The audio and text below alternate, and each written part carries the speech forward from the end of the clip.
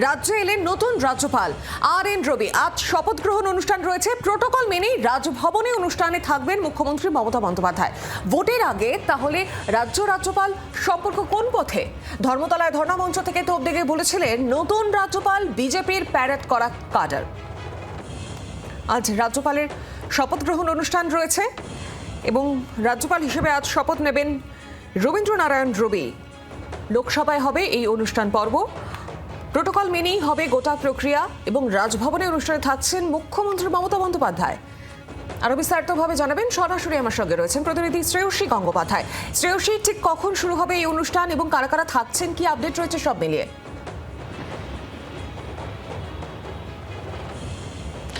দেখো, একেবারে আজকে সকাল 11:30টার সময় রাজভবন বা লোক ভবন নামে এখন যেটা পরিচিত সেইখানেই কিন্তু কার্যত এই শপথপাঠ অনুষ্ঠান সেক্ষেত্রে হবে। এবং এক্ষেত্রে এই শপথপাঠ অনুষ্ঠানে সেক্ষেত্রে মুখ্যমন্ত্রী তার থাকার কথা রয়েছে। এবং কার্যত তোমাকে যেটা জানিয়ে রাখি, যে বিষয়টা দিয়ে তুমিও শুরু করলে তোমার বলা, যে এক্ষেত্রে রাজ্যপাল সম্পর্ক কোন দিকে যাবে সেই দিকেও কিন্তু বিশেষ নজর থাকে। তার কারণ প্রথম 3টে পয়েন্ট রয়েছে। প্রথম পয়েন্ট হচ্ছে এই বর্তমান রাজ্যপাল, সেই রাজ্যপালে যেভাবে তাকে নিয়োগ করা হয়েছে, অর্থাৎ সেক্ষেত্রে কেন্দ্র একতরফাভাবে তাকে নিয়োগ করেছে, রাজ্যের সঙ্গে প্রথা মেনে কোনো আলোচনা না করেই।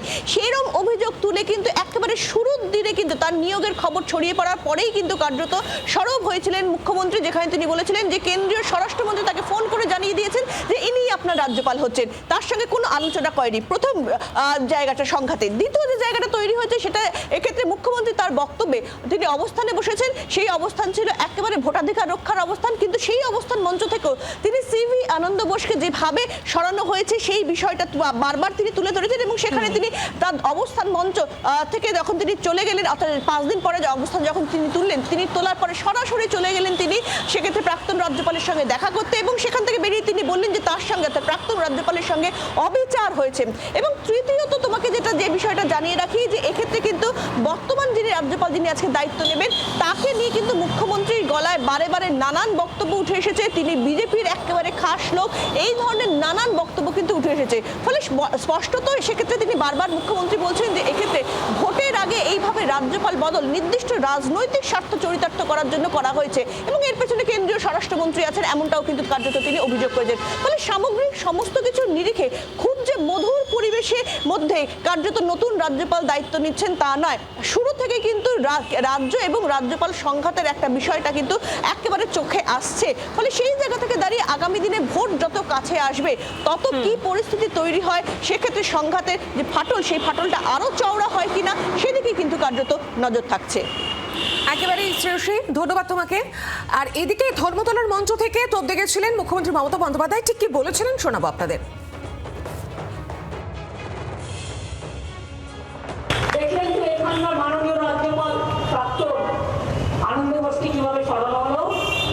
কেন সরানো হয়েছে আমি সব চাই। ভয় দেখিয়ে রাজভবনটা বিজেপি পার্টি অফিস হবে, ওখান থেকে টাকা বিলি হবে। আর যাকে নিয়ে এসছেন তার বিরুদ্ধে আমি যেটা শুনেছি এখনো পর্যন্ত, তামিলনাড়ুতে যখন তিনি ছিলেন, সুপ্রিম কোর্টে অনেক কমেন্টস আমি শুনতে হয়েছে। তিনি কোনো কাজ করেন না বিজেপি ছাড়া, বিজেপির একেবারে প্যারেড করা ক্যাডার। আপনারা শুনলেন মুখ্যমন্ত্রী মমতা বন্দ্যোপাধ্যায় ঠিক কি বলেছিলেন গতকাল এই ধর্ণা মঞ্চ থেকে। আর এই মুহূর্তে আমাদের সঙ্গে টেলিফোন লাইনে রয়েছেন বিজেপির প্রধান মুখপাত্র দেবজিৎ সরকার। দেবজিৎ বাবু, আমরা আজ শপথ গ্রহণ অনুষ্ঠান রয়েছে, নতুন রাজ্যপাল শপথ গ্রহণ নেবেন, কিন্তু মুখ্যমন্ত্রী মমতা বন্দ্যোপাধ্যায় গতকাল একেবারে নিশানা করে বলেছেন যে নতুন রাজ্যপাল বিজেপির প্যারেড করা ক্যাডার। কিভাবে দেখছেন? সংবিধান সবাইকে মানতে হবে, সাংবিধানিক পদ্ধতিও মানতে হবে। তিনি যে যাই হন না কেন তাকে মানতে হবে। জনসভা থেকে যে ভাষায় মুখ্যমন্ত্রী কথাবার্তাগুলো বলছেন বা সাধারণভাবে তিনি যা বলছেন সেগুলো তো সংবিধানের সঙ্গে যায় না। আর মুখ্যমন্ত্রী বলে তার কথাগুলো বড় বেশি করে মানুষের কানে বাজছে। ঠিক আছে, আর কয়েকদিন পরে তো উনি মুখ্যমন্ত্রী থাকবেন না, ততদিন অব্দি বাঙালিকে এটা সহ্য করতে হচ্ছে। সাংবিধানিক পদ থেকে সরে যাবার পরে বিরোধী হিসেবে তিনি অনেক কিছুই বলতে পারবেন, ওনার সে জায়গাটা থাকবে।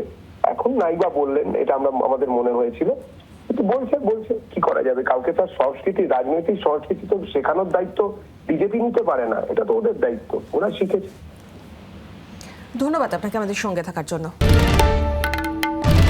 বাংলার আওয়াজ, বাঙালির আবেগ জি 24 ঘন্টা।